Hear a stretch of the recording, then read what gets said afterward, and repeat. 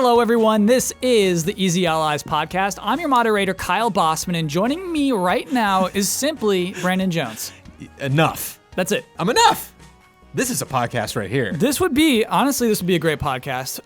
This is going to be a wild podcast to viewers and listeners this week. We had a power outage toward the end of this podcast. A spectacular one. Yes. An outage unlike anything I've ever seen before that actually triggered weird lights in certain ways. We thought Ian was just doing a cool thing. And it happened right at the right moment that it should have. So it is now just going to be Jones and I re-recording the first 2/3 of the podcast. Right. Just the two of us. And then at one point it will switch over to the podcast that was. Ian Hank, Michael Huber, and Ben Moore will suddenly appear. Yes. And talk about video games. For bets and one last bit. Love and respect, we got. Yep. And it was frantic at the end. Because we were up against a clock. Yeah. Up against the Monster Hunter stream. And now we can kind of like... Oh, jeez. You don't want to chill out with me, Jones? I got to think. Okay, great. So... But we're saying I haven't listened to it yet, but we're debating on you putting up that first part maybe just for patrons, just for people, or just putting it up on our Patreon. If you're curious, yeah. I mean, there's some great Huber moments. Yeah. Yeah. Okay. Jones, do you remember my favorite way to start a podcast? Game announcement. Yes. So the Nintendo Direct that happened just earlier this week. Which I didn't watch, but have now talked about. So. Yes. You're it's almost as if you have watched it. Had some game announcements. It's a nice way to start off the podcast. Not a ton of announcements, not a ton of great new games to be incredibly excited about. But to me, the most headline-earning announcement is Deadly Premonition 2. And I didn't play Deadly Premonition 1. Yeah. Shout out to James Kohler back at Game Trailers, who would come and describe this game to me. And I remember the first time I heard about Grand Theft Auto 3. I was like, wait, what do you do? And they're like, you go around, you do crimes and stuff, and you do missions for people. I'm like, how do you do the missions? You go talk to a person? I understand what this game works. Mm-hmm. And Deadly Premonition is kind of the same thing. To this day, I'm still like, I've seen it played, but I've always been so curious about it. Because it is open world. At a point, and my ears always perk up when I hear that. But it's like it's a cult classic open world. It's a game with strange writing and a game that's never been a looker even when it first was released. But it's a game that's highly regarded today for its weirdness. And so to have this sequel pop out of nowhere, to be announced as not even like. Deadly Premonition 2, if you're going to have me write the sequel, I'm making this an event. If you're having me write the trailer. If I'm making the trailer for Deadly Premonition 2, I'm announcing this as an event, and just I'm having fun with it. It's a comedic trailer or something, but it was very Nintendo Direct-y the way they announced this. Just, and now it's this game. You are this detective solving these little crimes, and just Deadly Premonition 2 coming out in 2020. It's like, hold on, what? Do you even know what you just announced? It felt like that, the way they announced this thing. It's weird. It's like, it's been rare for me that like a comedy is funnier. So comedy sequel is better than the original. Yes. Because it's always this it's like when you tell a joke, it's that scene from Groundhog Day when he tries to hit on her like the second night and she's like, because he's like, that thing I did that worked. I'll just do that again, you know, and Anchorman sequel. So I'm right. Yeah. So I'm nervous that Super Troopers is what I think of, I was thinking of earlier, where it's like I'm nervous that they're gonna be like, oh, we'll just make another one of these weird games, or because it's sweary. If he's like, that's just what I do, like I don't even have to. I intentionally don't think about that because I just try to just have it be one-to-one right from my brain into this weird game. So I hope they don't do that. So in a way, I'm actually kind of not disappointed that they didn't. That they weren't. They didn't make a Deadly Premonition, because to me that would ask even more questions. Yeah. If people would be like, "What was that?" Versus, "Oh yeah, I remember that from the Direct. Why is that cool?" And like, "Yeah, you haven't heard of the first one? Like, that's a big deal." Right. I think the trailer I would have written is the wrong trailer for this. I don't know. Deadly Premonition 2. Yeah, that's the wrong way to handle this announcement. I do agree. It's a very low-key announcement, and that's sort of in tone with the game and its entire existence.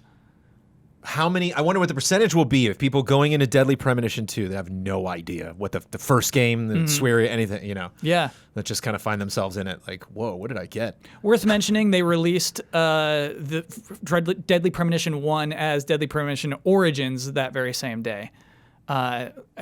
Just as Jones said, like Bill Murray trying to redo a joke, I had a really good bit about how the VO guy for the Nintendo Direct says today instead of today. Yeah. And it It was killing. Brought It was the studio down. It brought the studio down. It was so funny, and it was like a really good recurring, funny running joke. I don't think it's going to work in the just you and me version of this podcast. I'm trying to think of new material too, and I got one. I got sure. a little bit. Lay it I on mean, me. this has nothing to do with the Direct. Has nothing to do with Deadly Premonition, but like the Switch, man. This like I can't believe I'm more excited right now of the games that are available, that are coming soon and coming in 2020 to the Switch than the PlayStation 4 or Xbox or PC. Like that's where I'm at right now. Like the Switch is like the most interesting console to me. Wow. just to me, just looking ahead, like Pokemon Sword and Shield, Animal Crossing, like all the stuff that still has yet to happen. Even like Metroid Prime down the road. And like this summer with like Mario Maker, Ultimate Alliance, like there's just so many Builders 2, which I know is on other things, but like that was I finished the game. I reached credits on Switch. Wow. It's just having a great summer and proud of the Switch. So it's weird to have this Direct and have all these just crazy things come out of it. I experienced this Direct via Slack. I did not watch it. Yes, but it was and just so it's the funny things that we're shouting seeing about. all these things. Oh my God! Yeah. It was like, was that announced or is that just Huber or Ben freaking out about something or Yeah. all announcements. Yeah, I mean, worth mentioning is that it's a Switch exclusive at launch, at least. This game that was never associated with any Nintendo platforms ever. Right. So it's cool. Yeah. And Ultimate Alliance was not a game I played on like Nintendo consoles, but here we are, it's exclusive. Yes. Yeah. So it's just weird. Yeah, they're grabbing weird stuff. Mm-hmm. And as we will get into, like introducing people to a lot of franchises, that they might not have otherwise been interested in. Yeah, and I wonder if that's this is just me wondering, and it's like a question that somebody knows, is if there's somebody at Nintendo who knows about these things, who loves Deadly Premonition, who is seeking out the studios, Rising Star Studios, or if it is just Nintendo saying, we're completely open, come pitch to us. I wonder which one it is, Right. I wonder if it's that first one Yeah. that they went and they're like, okay, I have this idea for the trailer for Deadly Premonition 2. Okay. And then he's like, we already cut it. It's fine. And he's like, what? Huh? And he's like, yeah, it's like a detective story, right? And he's like, well, yeah, okay. I guess, yeah, just run it through your regular trailer process. And it totally was. Just such a regular Nintendo Direct style, which is charming in its own way. Super Kirby Clash. You know what, Jones, we're not going to talk about this. You have the freedom to do whatever you want, Kyle. Yes. This is a free-to-play Kirby game where friends can team up together to fight bosses and just grind on the bosses for no cost, except for your time. Low interest, low effort from the games itself. Reused assets and things. There is like a new boss fight. There's new things in there, but sequel to a free-to-play 3DS game. It's just not the heart of Kirby to me. Neat that you can level up, I guess, but When's that available? Today. There you go. I don't know. You know what? I'm not going to praise it. I'm not interested in praising that game. Rogue Company. So team-based shooter. Hi-Res Studios is the developer of this, and it was just kind of announced. You saw gameplay, but not gameplay, if that makes sense. In-engine, people moving around and throwing katanas at each other, and which is weird. I hate it. Nobody's throwing your katana. That's your weapon. But then just shooting, and I don't know. Everyone seems like a young, fit model in this game. Uh-huh. They don't look like how do they move? PUBG people to me. They move like a Nike commercial. They move like people who are 25 years old and in very good shape, and they want to kill each other. That's the impression I get from this trailer. Hi-Res Studios, I was looking up a little bit. It's confusing to me. They seem to be behind some really huge games like Smite. And so I don't know if they're the lead developer of that or if they're just co-developer, but I think there is reason to think that this might be a pretty huge game. So here, I'm on their website. They have Smite, they have Paladins, and they have Realm Royale. And so those are all huge, huge games. They're co-developed, each of those. Like, none of those is just Hi-Res Studios. But, I mean, I guess that reason alone I guess that studio is reason alone to be excited about Rogue Company coming to Switch in 2020. But until then, I don't know. I don't care about these models shooting each other. Did they try to sell them like big names where they were like, this is this character, this is this, or is it just like... Oh, no, it's not that at all. It was very much, I think that these are my created characters fighting each other. Ah, okay. Yeah, so it wasn't hero-based, I would say. It's very much like PUBG. Black shirt, red pants. Lastly, Jones, the grand finale of this Nintendo Direct, and now we have one more thing to announce. Cut to black. Or, I mean, there's probably actually their nice Nintendo Direct transitions. Start off with black. Fade Up, Xenoblade Chronicles Remastered. Yeah. Sorry, Definitive Edition. This sounds like the Ask Your Friend Direct. You know? Sure. Sounds like they threw a lot of stuff out. You're like, oh, okay. Is there anything? Wow, they ended with that. Weird. Yeah. And then you like turn and your friend's like, you're like, whoa, what happened? And it's Yeah. like, I'm so excited. And just like, oh, cool. And just like, you know how you were excited about Deadly Premonition? Like, yeah, it's like, that's Xenoblade for me. Yeah. Like, oh, why? And yeah, it seems like weird opportunities, even for more stuff that we'll talk about later, that like is my jam as compared to all of this other stuff. So I wonder if there is a weird through line about, you know, or if this is the calendar came up and these were the games that are coming out soon, so we'll talk about them all. I think it does seem to be a weird theme to this direct of like making each of these little crowds, these little cliques in gaming happy, like making these like, and there might be someone who's into Deadly Premonition, of course, and also into Xenoblade, but Ben Moore. Ben Moore is into both, of Yes, course. Yeah, it's one we had him on the podcast talk about it. But yeah, it just seems that way where there's a lot of like, I wasn't expecting that. And that's what I'm saying, especially for the Switch, that like so many of these dreams are coming true if it's that important to you. That it's just a very exciting system this year. Yeah. But of course, I'm bringing absolutely nothing to the table with Xenoblade because I've not played anything in that franchise. It was a 40-minute Nintendo Direct, Jones. I honestly expected a bigger shocker at the end of it. Sure. I expected them to really like knock it out of the Did park. they say we have one more announcement? Or Yeah. Oh, well, yeah. And really, like, it is not a complete remastery. Like, if I could explain the character model changes, it's the same character models. The textures seem to be the same ones that are like loaded in. They're definitely more high res now. And so like they're wearing the same clothes, but they look better, and the heads are completely changed. Xenoblade Chronicles used to have a style. I would say everyone was like saggy-eyed and like saggy-mouthed. They all had like saggy painted faces. They just lost that aesthetic completely. It's much more anime style now, I will simply say, in that dirty blonde hair is now yellow blonde hair. Nice. If that makes sense. If that is basically what you should imagine and what is the truth of how these character models changed. That's the remaster, and it's a very unique style of remaster, I guess, is that it's just special attention in very specific places. Sometimes I wonder if a placement in a, because Iron Man VR we made fun of back in the day when that was at the beginning of the Direct. Yeah. Sometimes I wonder if these things are representative of how hard it was to like make exist. Yeah. I hear you. That, Yeah. like the people at Sony were like, no, man, we paid a lot for that Iron Man license and that was a big deal. And he's, we did our research. He's one of the most popular characters, in Marvel. So like, be excited for this. Sorry. Like you are going to watch this. And I wonder if it's like this kind of thing where they're like, we thought you wouldn't have expected this at all. Right. We thought that even fans of this franchise would be like, they're never going to, it's just kind of lost. A Mother 3. It's Why are you talking about Deadly Premonition 2 so much? Yeah. We have this remaster. Yeah. It feels like I totally get that, actually. Yeah. Because it kind of reminds me just of 8. I think a lot of Final Fantasy 8 fans were like, you're kidding. And they're so excited now. They're playing it today. And so, I wonder if it's that kind of thing where it's like, it's a coup, not for the reasons why you would think when you're watching a trailer. But like for all the other reasons outside of it, it's a huge deal. So yeah, it is interesting. I can maybe not defend it, but I can understand why that would be the last thing. Okay. If I can blow the mind of that one guy in the room, then that's enough for me. If your mind was blown, by he'll all tell means. his friends. You know what we didn't talk about in our first run through of the podcast was Terry Bogard coming to Smash Bros. And Smash Bros. Which again, there are people at this table that would be the right person for this. And you're not into Terry Bogard. I had to Google Terry Bogard. Wow, Terry I don't think Bogard it's unusual. sounds like someone's friend. It doesn't say. It's Terry weird. Bogard? Yeah, it's like, it's like, is he a director or something? I'm like, no, he's a I don't know. It doesn't.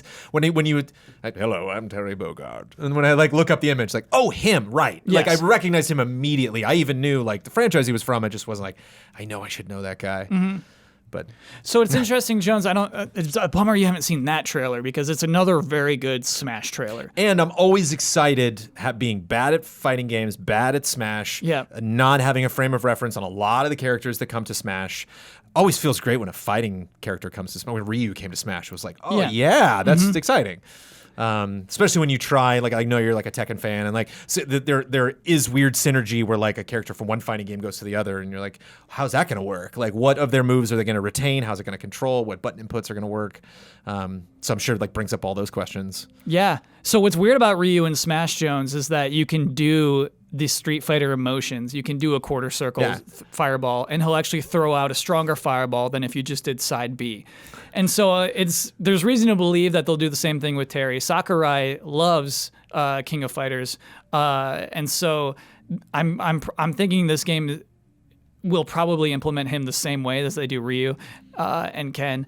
And also, like, I think that's a big reason why he's there. It is not the shocker that Banjo-Kazooie is, and Sakurai doesn't care. He cares about making this game that pays tribute to all these other game worlds and things. And so to him to have this Smash Ultimate sell so well, it clearly takes pride in that from the video he made afterward.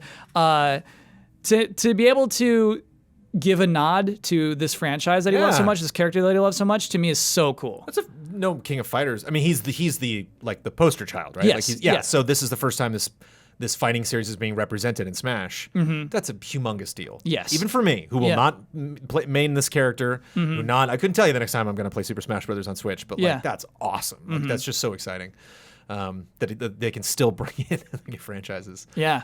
It's pretty nuts how many are crammed in there. Trailer's great though, Jones, because it's the envelope, which is now like they have their own iconography, right? You know what that envelope means with the little red stamp on it. It is a bunch of SNK characters, like their 16-bit versions of themselves, reaching for it and missing it.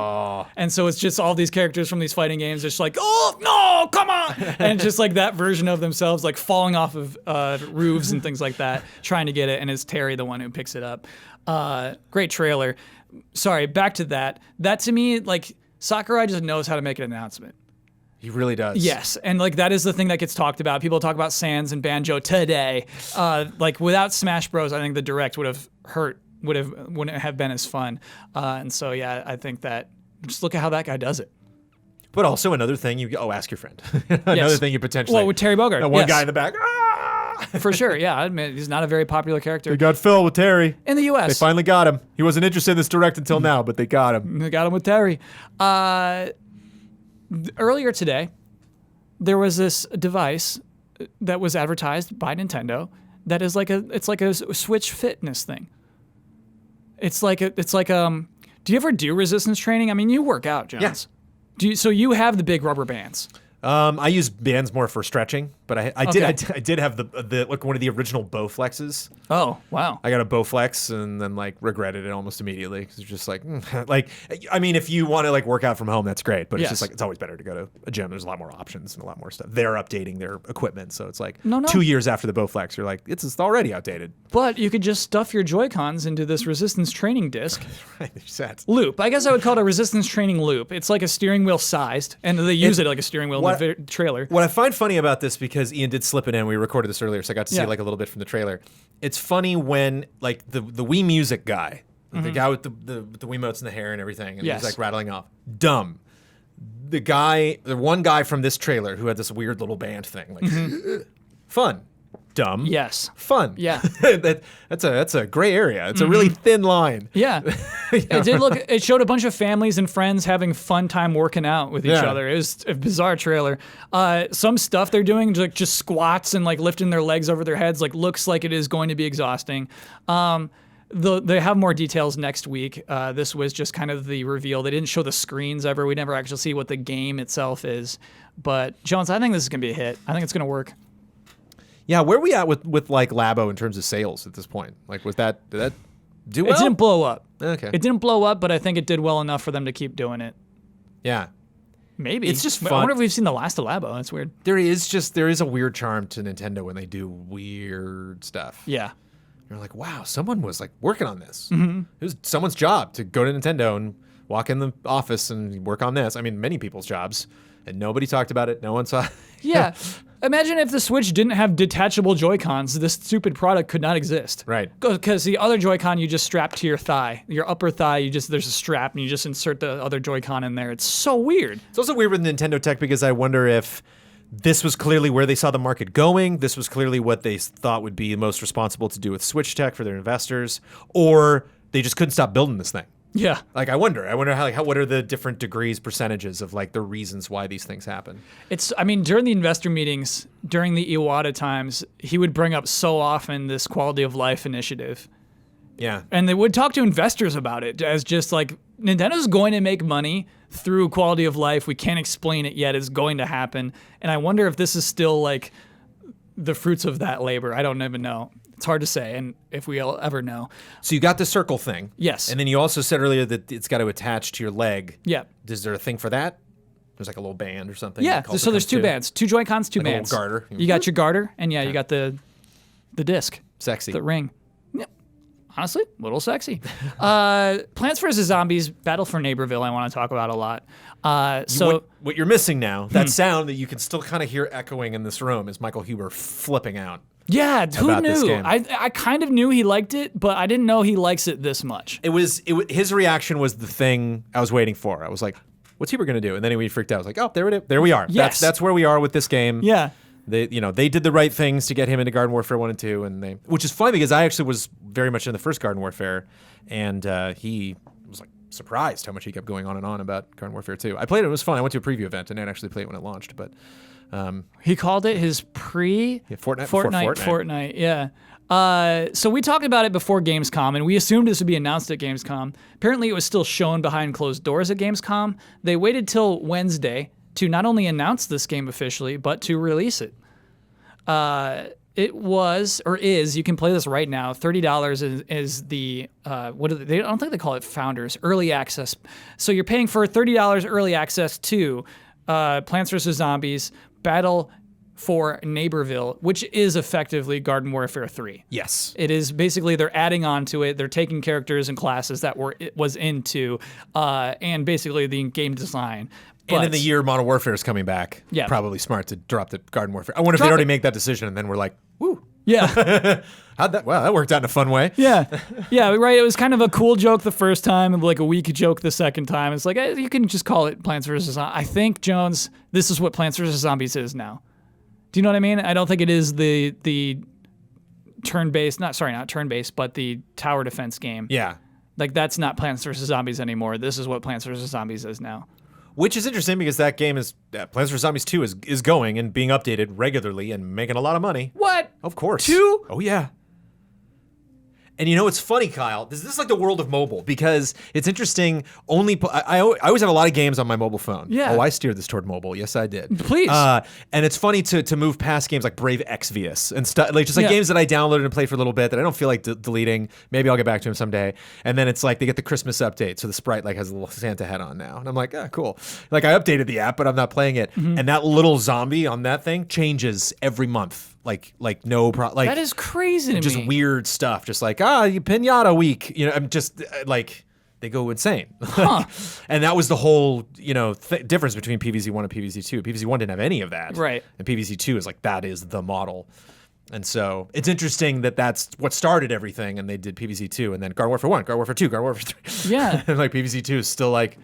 We came out a couple years ago, way after the first PvZ happened, and weird because PvZ also the first one was on Xbox 360 and like mobile and tablets and it like went all over the place. And PvZ2 is like, nope, we're fine, not coming to console. I was shocked by how uninformed my own opinion was on this.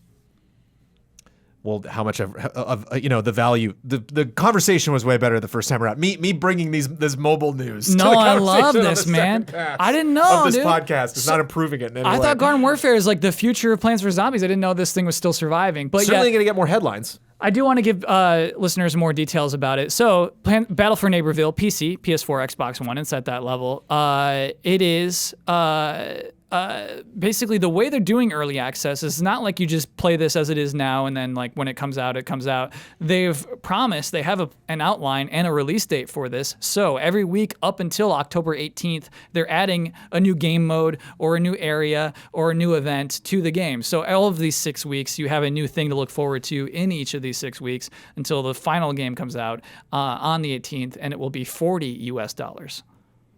Weird to think what this will do for people on the fence or people like, I think you're going to buy this or you're not. I wouldn't see me not being into it then 3 weeks later, like, well, okay. Mm-hmm. That's a nice sweater. I'll get it. So the way what are they going to add, in these 6 weeks that's going to turn heads? It's actually, they don't want to overwhelm themselves with balance.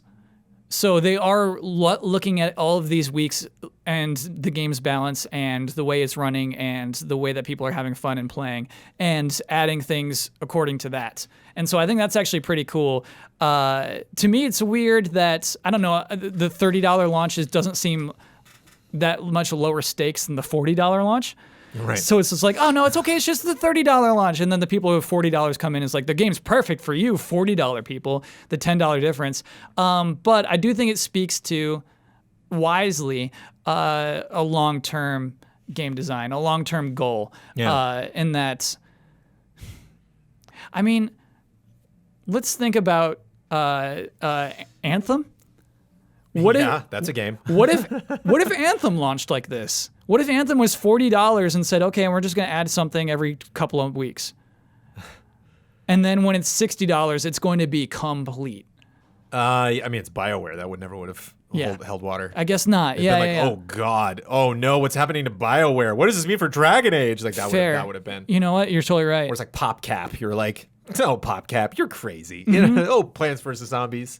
So weird. I think go for it though. Go nuts. Yeah. It is strange thinking of it as like we're going to be trying things out, but we know it's going to be 6 weeks. Yeah. Like that. Those things don't add up for me. Yeah. I wonder if it won't hit. So 6 it seems weeks, it seems way more like a weird sales pitch than like we're actually going to be like fixing this or changing stuff or balancing. Mm-hmm. Because it's like, what if it's not balanced after 6 weeks? How do you know you're going to be done by that point? It's so weird. So the trailer that was launched was not the trailer that leaked, and the trailer that launched was very informative. And it said, here's the modes, here's this. It didn't actually talk about what's going to come week by week by week with the early access. It's like, early access available today. But the trailer that leaked was probably the trailer that they're going to do for October, the launch trailer, the $40 version, because that was like the highly produced, like funny, like rock and roll, just Sure. like, and so it's so. I honestly believe, Jones, that their intent is true, that they just want to perfect the game over these 6 weeks. I don't think they're trying to sell us too hard on the $30 version of the game. It's weird. It's also the kind of thing I don't hear a lot. I don't hear a lot about Garden Warfare 2 anyway. But like, is that the kind of game where people would get like rage quit over balance? I don't know. Yeah. You know, I hear you, something yeah. hokey like that. Like, not disregard anyone that if that's like your jam, like your main game. Like, I was a lot of fun. I played it. I love the characters, love the art, and PvZ is one of my favorite franchises ever. But weird. If one character is overpowered, that can ruin any game of any seriousness. You know, if everybody's showing up as this one Sure. character class, Yes. like that could ruin any game. So I could see where that may be a thing. Last thing I should say about the game is that the in-game store will not be present until even after October 18th. After the game releases, they're like, we'll monetize this eventually. We haven't figured that out yet, and we're saving that for last, is basically what they've said. Which in the way that we talked about, what was it, Crash Bandicoot most recently, but we talk about this all the Right. time. Games adding microtransactions later. It's nice to see some honesty of Being just, upfront about it. Yes. Yeah. Yep. And just say, it's coming, but wait later. Do you hear that, Jones? Sounds like it's podcast halftime! The following are the official sponsors of Easy Allies for the month of September. Beaten Down Brian. Our gifted sponsor is SOS Children's Villages. Children are at the heart of everything SOS Children's Villages does, regardless of where they are in the world. SOS Children's Villages is the largest non-governmental organization dedicated to the long-term care of orphaned and abandoned children across the globe. For more information and to donate, the link is in the description. Car Keys Express. If you need a replacement car key or a remote, check out carkeysexpress.com/store. Use the coupon code EZA at checkout for free shipping and 10% off of your order. They are proud sponsors of Easy Allies. El Thanis. Hogue Law, business law firm. Whether you're starting a business at level 1, stuck fighting the dreaded fundraising boss, or finally cashing out with a well-earned high score, you need a good business lawyer at your side, or at least that Good Business Lawyer's YouTube and podcast series, Virtual Legality. This week in Virtual Legality, Hogue discusses YouTube's FTC settlement and changes to its child-directed features, what Telltale's revival means legally, Epic Game Store commissions, the TSA, post-mortem thoughts on remedies control, and more. Check it all out at youtube.com/HOEG Law or on your favorite podcast service. And our mega sponsor, ViewSonic. It goes without saying that gaming relies on fast reaction times, and if you're finding yourself on the losing end of those nail-biting standoffs, the problem might not be your performance, it might be your monitors. With ViewSonic Elite's expansive line of gaming monitors, users are delivered the performance modern gaming requires. Take the 24-inch XG240R. With its blazing fast 144Hz refresh rate and 1 millisecond response time, you'll experience the hyper-responsiveness of esports pros. And with the XG240R's fully customizable RGB backlighting, users can sync to partnered hardware to illuminate their gaming atmosphere. Learn more about ViewSonic Elite by visiting viewsonic.com/elite. And for giveaways and updates, follow at ViewSonic Gaming on social media. All of these links are available in the description. Thank you to our sponsors. Thank you, sponsors. I was just thinking a funny tweet at ViewSonic Gaming would be, it's me. ... Like, I got the monitor, it's me. I thought it was my response time for the monitor, but I got your new monitor and... Don't tweet that at them. I'm still bad. Don't tweet that at them. It would be a funny tweet. I'm going to say a good tweet. Wouldn't recommend it, but sure. It would be funny. I disagree. I bet it's because it's probably me. It's me. Jones, the Nintendo Direct had more things. Mm-hmm. So, a couple of podcasts ago, we talked about that Super Nintendo controller that Nintendo registered with the FCC. If you're going to use wireless technology, the FCC has to say yes or no to it. This is because back in the day, there was only so much bandwidth for radio waves to travel through into the sky, which is actually still true. So the United States government had to set up an organization to basically make sure that if you are on the radio, you're doing something good with it. This is like the beginning of the A-Team.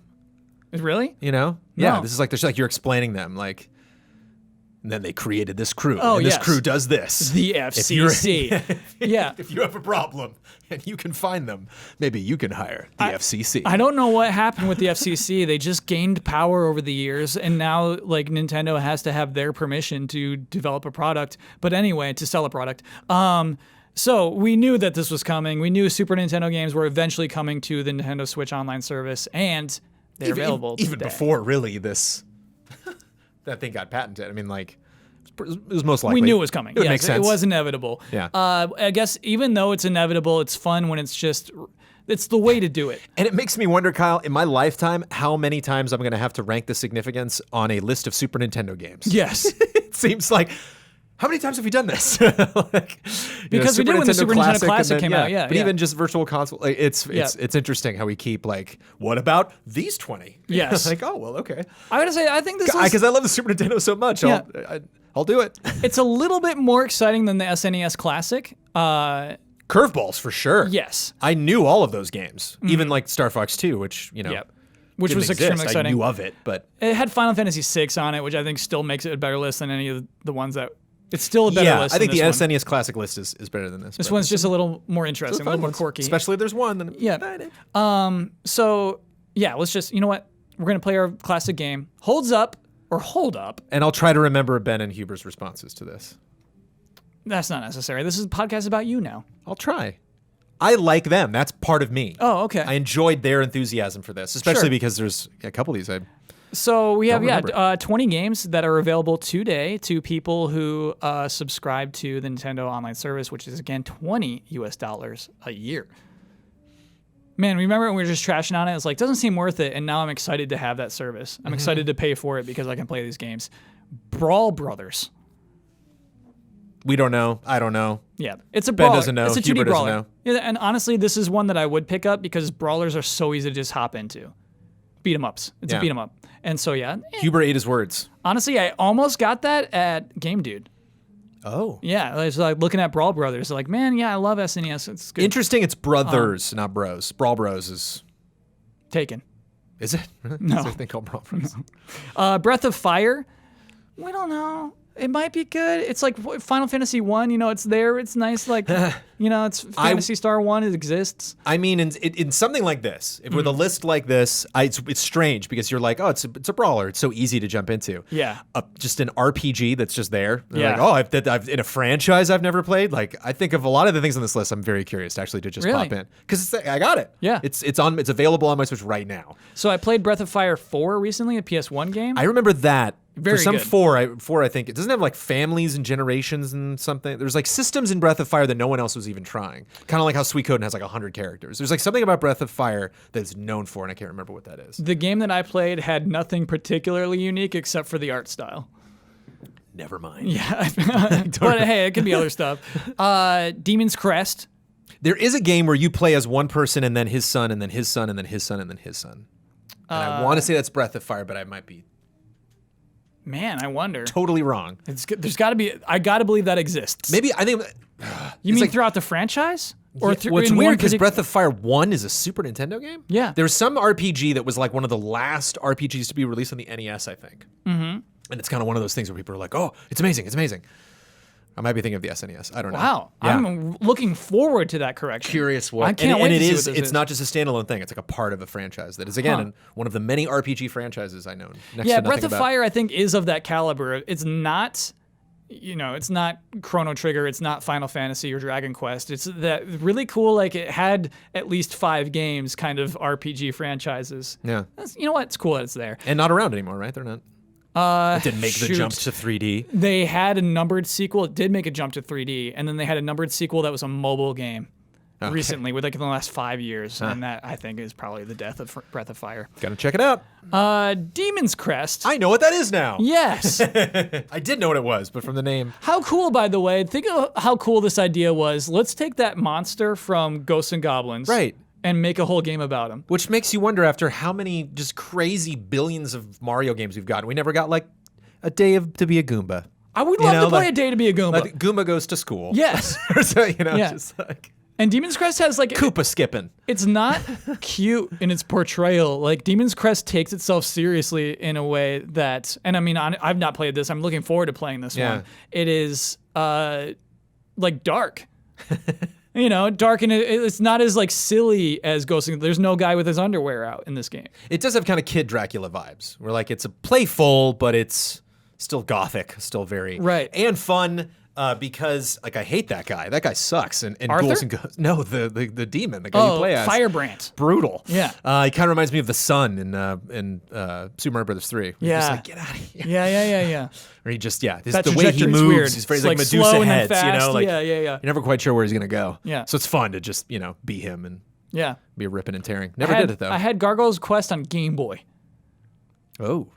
Another game where it's the same canon basically, but so I'm really, pretty excited about that. F-Zero, Yes. that was a big skip. Yes. Yes. I'm gonna say yes.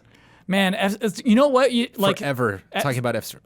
Like Game Boy Advance, I think is like the first Super Nintendo like remasters, re-releases, I guess. And F-Zero's been there the whole way that we've had Super Nintendo re-releases. When I played F-Zero on Super Nintendo, difficulty for me was either like all in or all out. You know, like and I remember F-Zero was one of those like rare games where like I could play 80% of it. And then at the very end, it was like, damn. Yeah. This is real hard. Looks cool still. Honestly, it still looks cool. I don't want to play this game, but I do love how it looks. But just controls, really, with the music. So good. Yeah. Such an interesting visual game. Kind of one of those Super Nintendo games that was like, didn't really feel like it was like compromised visually. It wasn't weird. Even like the Super Nintendo games did some fun Mode 7 things, but like there were like levels you were platforming, levels you were driving things, and this was just so consistently beautiful, runs really well. Yeah. And just always shows up. Whenever Super Nintendo shows up somewhere. Yeah. F-Zero's there. F-Zero's in its briefcase. I'll let you have this one if we can cut Super Mario Kart later. Oh, you want can't to have skip both. Kart? Okay. Yeah, so we'll skip Kart later because I'm letting you have F-Zero. I think F-Zero is more impressive in 2019 than Kart, for Great. sure. All right, then we have a deal here. Definitely not the best in the series. Joe and Mac 2, Lost in the Tropics. You said Joe and Mac 2 Lost in the Tropics earlier, and I just... It's the one with... Now you say Joe and Mac, and I'm like, oh, Joe and Mac. Wait, you remember them now, the cavemen? Yes, I do. Okay. I do. This to me, like, I won't beat this, but I'm willing to hop in and bonk some dinosaurs, I mean. Yeah. As cavemen? Sure, let's do it. But like, You said bonk in this episode and the old episode, and I think I know why you're saying bonk. Because bonk is also a caveman platformer. Yes. But no, I think I use bonk enough as a verb. When's bonk coming to Smash? That's what I want to know. Bonk would be such a good Smash character. I don't think Sakurai loves him, though. We'd have to ask, but I don't think Sakurai has any love for Bonk. Kirby's Dream Course, come on. Kirby's Dream Land 3 is a weird game. It's a beautiful game. Stylistically, just like everything moves as if somebody has illustrated this in a way, you know? Music is all like ethereal.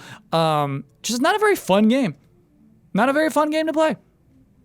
I downloaded this game. I gave it a shot. I love Kirby games. I can't beat this. Cool. It's got some cool nods, but hey. Worth another game is like, hey, let's play the first few levels. You're going to have a great time. I don't think you're going to beat it, but you're going to have a really nice time. Hey, if you're paying $20 a year for this, why not just hop in? Why not just give this a shot? I love it for that. Pilot Wings. Ugh. This I don't get. I don't get this. I don't get this. Pilot Wings is so hard to me. And like, really? Yes. Like, it's just so intricate. It's so easy to fall off course of like where you're trying to land, you know? I mean, this is one of the first open world games I ever played. If you really think about it. I'm trying to think. Well, how's this open world? Because in each of these areas, you get a map that you can freely explore. When you were in the jetpack, I would just fly around, man. I would just fly around. I would fail the challenge because I would just fly. That's why you can't call it open world, is because it is a challenge with a very particular goal every time. But just going up in the parachuting, seeing the world coming at you, like, and one of the big things and why I'm still excited about it, because you're like, there's so many other games you can play that have done what you just said like so much better. To me, it's so replayable because you can actually go through the challenge. The very last helicopter mission's like brutally hard. Like it just suddenly gets this, and you're like so high up and these things are like flying at you. You're like, is that gonna hit me? And then you like spend 15 minutes to try to get through this helicopter mission, and then you crash, and then you like do the whole thing all over again. But it's just one of those games, and I don't know if you have something like this, even something on this list, where it's so, the beginning of it's calling me, and it's just so fun to jump in, and then once you're in, it's like, oh, well, okay, I'll do the next one. Mm-hmm. And hang gliding's tricky. Lance, I think, is your chapter 3 guy, and that hang gliding test, Lance, I don't. You know what? All these games are so much more doable though. With like rewind 15 seconds. Let me take a second chance of that. Sure. I actually, you know what? That's like having a rewind feature changes a lot of these games for me. Star Fox, it's good.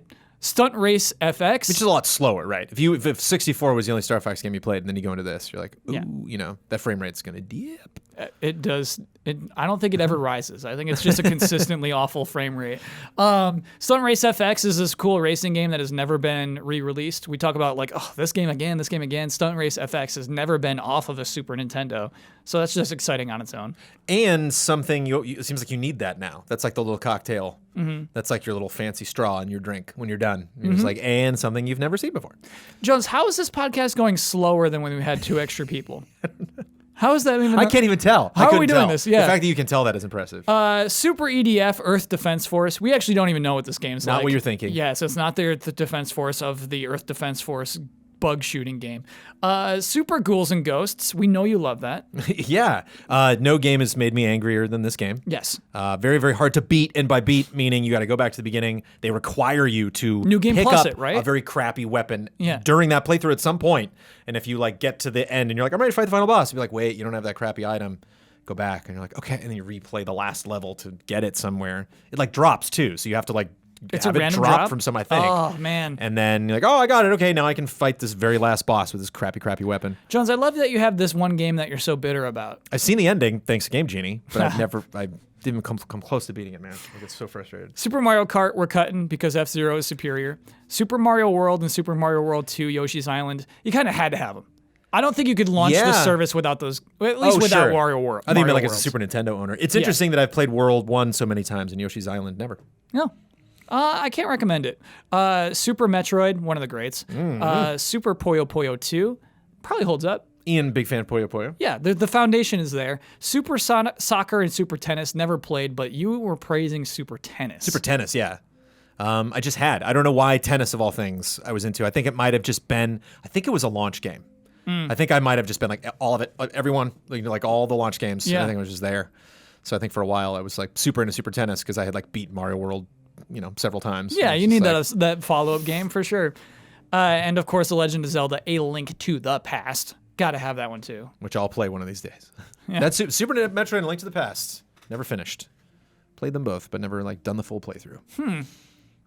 I mean, obviously, I'm going to suggest Super Metroid of those two. Not questioning the quality of either of those games. I know they are one of the greats. All right, and then really quickly, Jones, let's play Welcome to PortCenter. Now, the biggest part of this Nintendo Direct was announcing ports.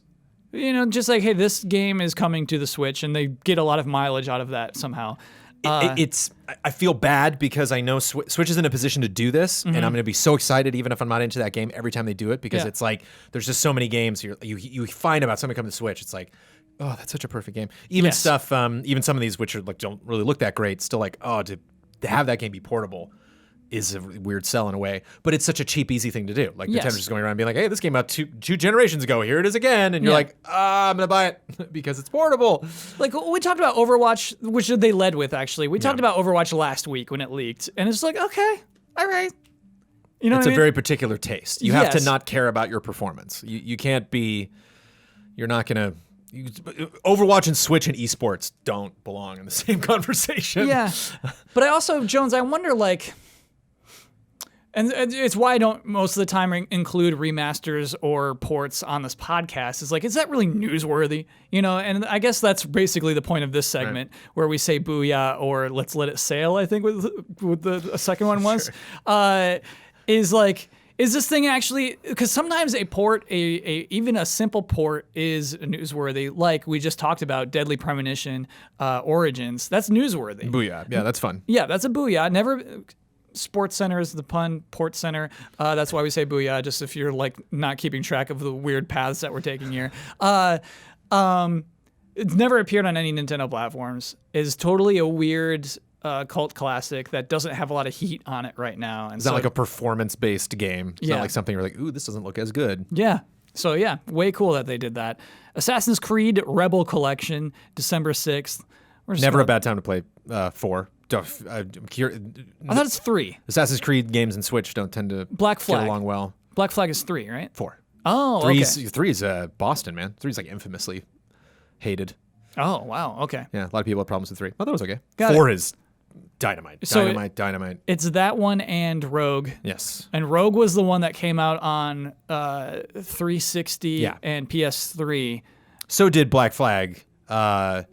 Black Flag came out and then Rogue came later, and Rogue was married with you. Rogue and Black Flag weren't bedfellows, I don't think. Because I remember Rogue's big deal was that it was last gen. The British one, where there's Eevee.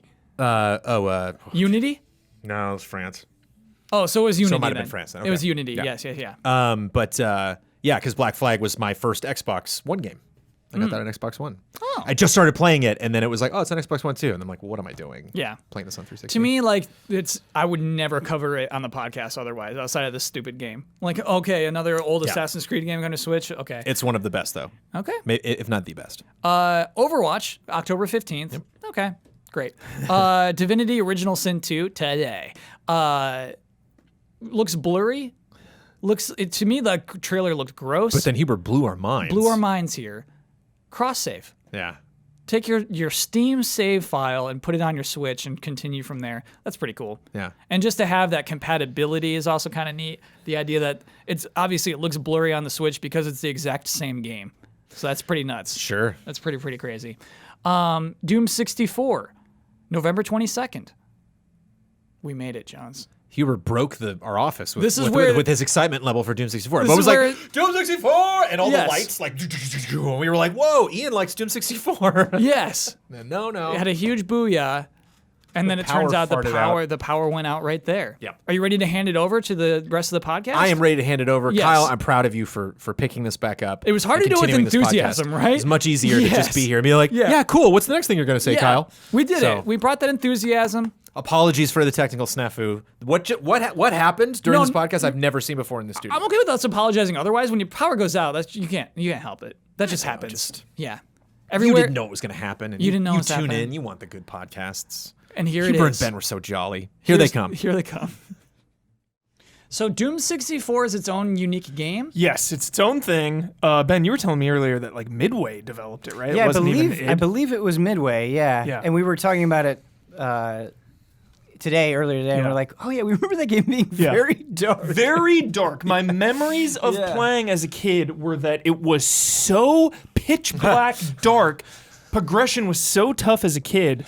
Then went back years later, played it, obviously got really, really far. I don't think I ever really beat it, but just remember the atmosphere, the music. It was just... It's its own unique, weird thing. Like, it just feels different from Doom, but it also still feels like Doom. It's one of those cool, like, time capsule games, you know, where it's just really awesome that it's coming now and we get to, like, re-experience it and replay it. And their take on the Doom enemies look substantially different, I feel like, than what you're used to in, say, Doom 1 or 2. And lore-wise, it takes place after 2. Which is eventually retconned when Doom 3 came out. But Dang. There's a lot going on with that game. I have a real quick question before we move on. Yeah. Does a game like this need the sort of cheats that a Final Fantasy remake has? Remaster, excuse me. Doom, I feel like the cheats are awesome in Doom. So, so it already has cheats. I mean, Doom does. Yeah. So I've been playing, I was actually, late last night, I was playing some Doom 1 on my Switch. And... I really don't think you need it. You don't need it. Like you have this. What you need is what you already have, which is being able to save anywhere, and you have the difficulty options out the gate. So like, I really don't think you need more than that. But throwing God Mode on is fun. Sure. Yeah. Like, why not? Why not? Yeah. Blow them all up. Yeah. Star Wars Jedi Knight 2 Jedi Outcast, September 24th. Dreams. This was out. Booyah. This is a booyah out of nowhere. Booyah. Yeah. You know what is so much fun in this game, and I spent a lot of time in is the lightsaber on the walls? The multiplayer. Oh my God, yes. The multiplayer was so fun. Yeah. We used to go to our LAN centers and play Dota, the original Dota, Warcraft 3 mod, and Jedi Outcast multiplayer. Wow. We We did did, and Counter-Strike, obviously. we did StarCraft, Counter-Strike. So I Dota. think Outcast isn't having multiplayer on Switch, but Academy is. Excellent. Oh. And Academy is coming in 2020. That was cool because they didn't say that right up front. So I was like, oh, I hope Academy comes out too. Yes. And that's coming. Also, this is Switch and PlayStation 4. Xbox, no reason. Bet the developers are some kind of fanboys or something, but it's just not coming to Xbox. That's weird because I played Jedi Academy on the original Xbox. Yeah. I did too. This was when I had a good PC for once. I was like ultra settings that game. Just joking, by the way, just to be clear, I made a very sarcastic face, but I know we have listeners. I realize that it takes a lot of resources to develop for 3 different platforms at once. And so obviously developers aren't Xbox fanboys.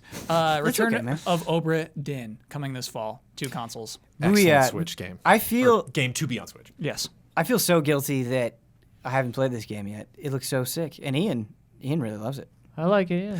I said the only way I'll play this game is if Ian is sitting right next to me. I'm actually curious, but I didn't know this. I didn't even know you'd played it. What do you hate about it? So the game is about. No, you know what? They said it in the Nintendo Direct. It's about solving mysteries. It's about figuring out why a person died and how they died. Yeah. I hate when a puzzle game asks you, how did this person die? When it's ambiguous. When there are 3 different things that are killing this person at this given moment. And it's like, which one was it? Like, to me, this is L.A. Noire. What's the mystery? What's the solution to this mystery? Did you solve it? But it's a logic puzzle. You have to like negate other options. So Ian, let's say somebody has a spike in their chest and also a sword in their chest and also they're on fire. What killed that person? I don't know, bad attitude. Yes. So that is what, to me, the game's just a bad attitude game. It's just, oh man. Kyle, I feel like if I do play that game, that voice, like the first mystery I get into, What wasn't it's all logical if you just think about this. Like, oh, you're ambiguous. I can't wait. It is now time for Love and Respect.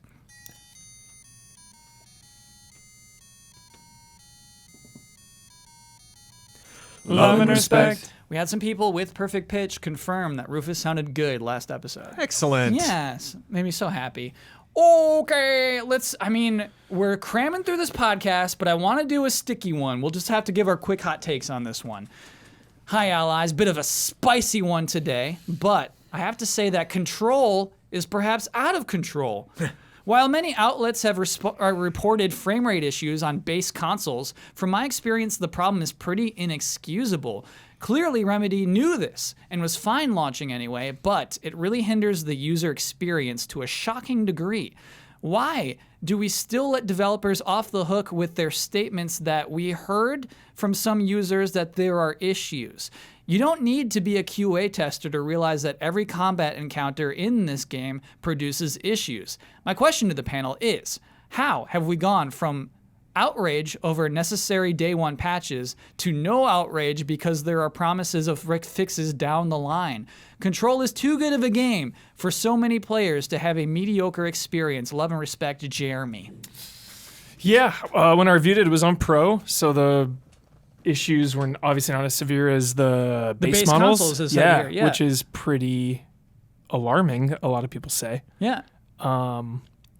Just with my time from Pro, like the minor issues were never enough to take me out of it. That's what, when we were talking about the pros coming up and the Xbox whatever at that time, we were scared that this would happen, that those would become the lead consoles and the other ones would be left in the dust. And I think we're starting to see that now. We're at the end of a generation. Like load time, I never care about load times, and we're in the time now when like games are taking so much longer to load because we're just pushing everything out of these consoles. It's like we're so ready for a refresh. So, I don't think it's excusable. No, I think the nature of the message is, why is this okay? It's not okay. And the reasons why maybe it's not getting as much attention as it could be getting probably deserves to be highlighted, where our perspective, right, we're trying to get coverage up on a game in as timely a manner as possible. So that means relying on pre-release code from publishers, and that'll be limited. If you only have a PlayStation 4 Pro and you get a PlayStation 4 code, that's what you're going to review it on. And so if there's problems, say, on the Xbox One, on the base Xbox One or whatever, you may not get that. I can't cover that. You know, I'm not saying that is a perfect excuse. I'm just trying to illustrate why that is happening. And so I totally think that happens a lot of times, where there may be problems on one version of a game that you just as a reviewer don't experience because you reviewed it on the other platform. And that's not great, but I do think if these problems exist, calling them out, recognizing them, and bringing attention to them is absolutely the right course of action. Definitely. For me, it's a two-step process. Is there a problem? And then the second step is it a big deal? You know, and I think like that's the tough thing, to be like, I want more reviewers to say it's a problem. And it's like, well, you can't make people be bothered by an issue they're not bothered by. And like, I've definitely played games that have had weird tech issues. I've certainly read scripts because I read all of them. But like, you know, we'll have a graphics part and it's like, gosh, all of these issues. The Days Gone, man. Like there were, you know, definitely some weird stuff. Some of that I kind of like, oh, whatever. When like these weird tech issues would happen. The other ones was like, God, that's really frustrating. Yeah. And so it is a weird. You are kind of waiting. I don't know. It's like spicy food or something. Like you're just kind of sitting there and being like, is that too much? No, it's not, actually. It's weird. You know, like there was another game that did something very similar to that, and that kind of pissed me off. But in this, for some reason, it's not that big of a deal. The frame rate gets atrocious in Ultimate Alliance on Switch, but like, you know, at the points where it does, I'm like, and here it goes, time to break the game. And like, so I kind of know those things are coming. Again, it doesn't mean that frame rate's not an issue, but like, it is for some reviewers, it is for others. Some genres handle it better, or doesn't really get in the way of like what the game's trying to do. And that is frustrating with all the consoles now. Like there's technically there's 5 versions of Control, basically. You know, if you play on the regular PS4, the PS Pro, the regular Xbox One, the Xbox One X, the PC, like.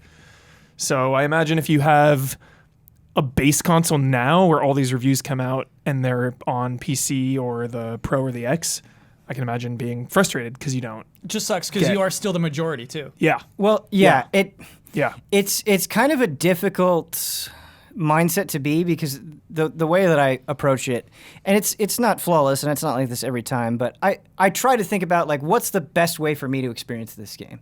And so I wasn't covering Control, but when I wanted to play Control, I was like, I'm going to play it on PC. I think that's going to be the best experience. So that's what I played it on, and I didn't have these issues, and so I can't talk about them the same way. That doesn't make them any less bad. Totally. So yeah, it's a funny thing because I also played it on PC before it came out, and like I didn't even know there were frame rate problems until it came out. Right. Like I just didn't see it. So if I'd reviewed it on PC, I just wouldn't have known. I encourage everyone to read the Digital Foundry piece on the entire thing. They talk about how their console marvels the fact that this game even works on a console. They say is like mind blowing. Wow. It's a huge Digital Foundry thing. It goes through every single version of this game in detail. Yeah, the Check amount it out. the It's- amount it's of a great physics, the amount of physics, like active physics objects in this game is pretty crazy. Yeah. Which is nuts to think about on a PS4 or whatever. I mean, those are the right people to shout out, right? Foundry? shout 'em Oh out. yeah, Yeah. Shout Best out in the Digital biz. Foundry. Yeah. I send every time people ask me about the tech stuff. I'm like, well, I'm not an expert, but Digital Foundry is. You should Clear experts. Right. You should read that. They have it down. Yeah. It's now time for bets.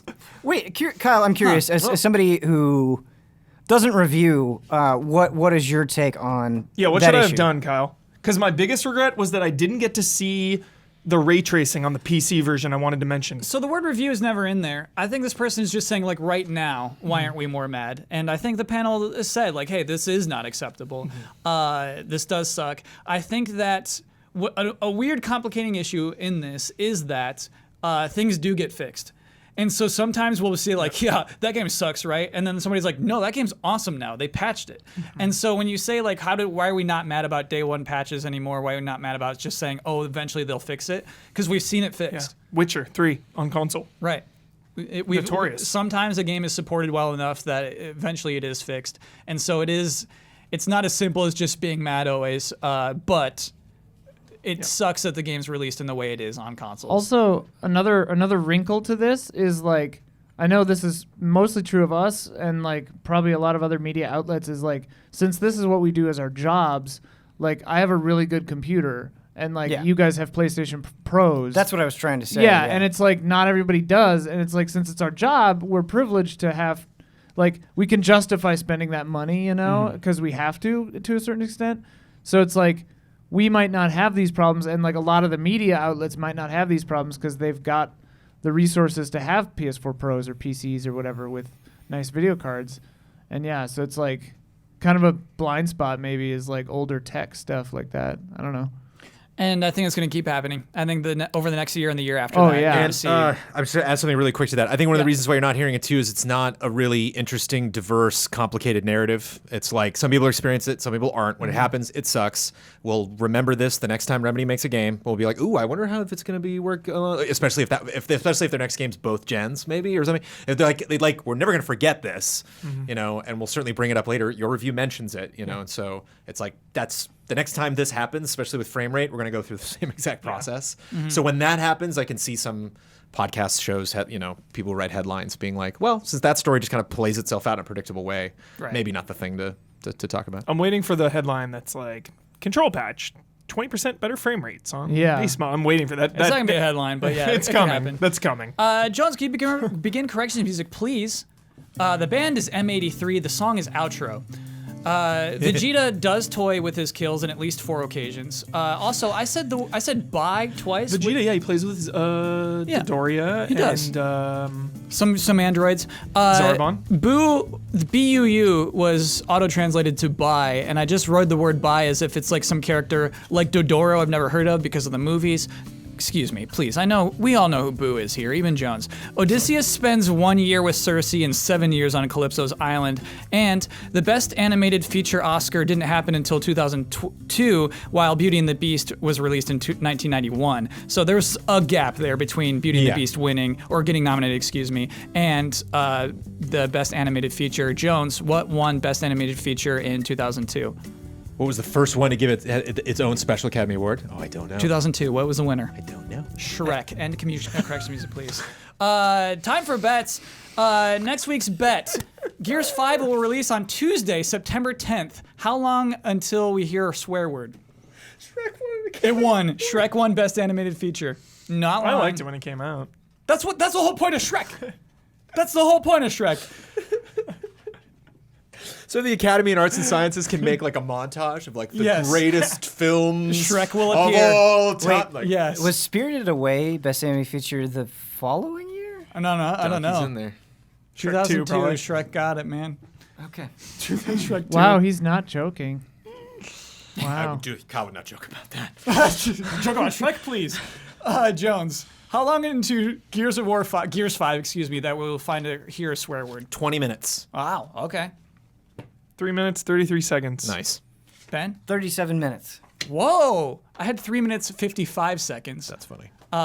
Ian? 32 seconds. Okay, that's good range. Good range. Let me lock those in. Last week's bet was about Final Fantasy VIII Remastered, released today. At this point, Tuesday. We do Thursday. Tuesday. How many Steam user reviews would there be? Jones, you bet 2,500. Ben, you bet 565. Brad bet 50. I bet 1,999. Ian, you bet 700. The Jones. actual amount is.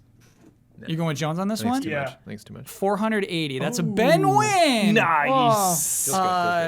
Good win there, Ben. So that brings our score to Scrappy Little Pigs 19. Oh, wow. Gorgeous Gorilla's 18. Ooh, good win, Ben. Right on our hooves. Good right on our one, little dude. hooves. Nice. Coming at Ben with Final Fantasy questions, dude. Look out. It's a Steam question, but Patreon.com/EasyAllies is where you would want to go if you want to learn more about the Easy Allies and how to also get this podcast earlier. You can get it on Fridays as opposed to Sundays if you're a $5 patron and up. And I do want to say, we put this podcast public on Sunday last week. I expected a dip. I was very pleased that there wasn't a dip. Thank you for sticking around with us. I realize that shifting schedules can be frustrating and make people unhappy. They're very unhappy about the corrections being at the end. I know. I appreciate all of these comments. I collect them. But it meant something to me that we actually had a little bump in views. Will you put a podcast on a Sunday, you get a bump? That's very exciting to me. Ben, you win the right and responsibility to share your Twitter handle with the world. You get to promote any Easy Eyes video you'd like to promote. You get the final word and anything you've disagreed with, want to reiterate, or just hopped into your head. And you get to sign off with your trademark sign off. Take it away. No stress, you bro. We just like. I don't really enjoy Twitter very much. So, but if you want to follow me on there, I may not be responsive, but it is at BenMoore035. And then what else? Sorry, Final I know you word? just final word. Final word. I think Deadly Premonition and Xenoblade Chronicles are two pretty excellent games, and I know we talk about games all the time, but now is a moment where you get a chance to play them if you've never played them before, and I know there's a lot coming out, but I think you might be surprised, even if it's not maybe your wheelhouse. Video you want to promote? Video I want to promote. I want to promote two things.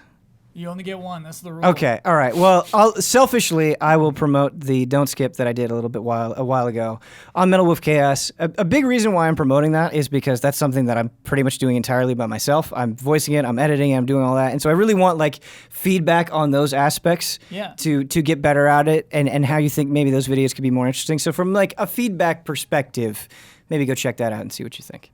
Cool. Yeah. But DOS Design Lab is pretty cool. It's pretty cool, but don't see it. No. Oh, no. Yeah. No, I always appreciate someone promoting their own thing, especially something you did put your whole soul into. So yeah. Promote it away. Man. Yeah. And your trademark sign off. Sophie is our supreme ruler.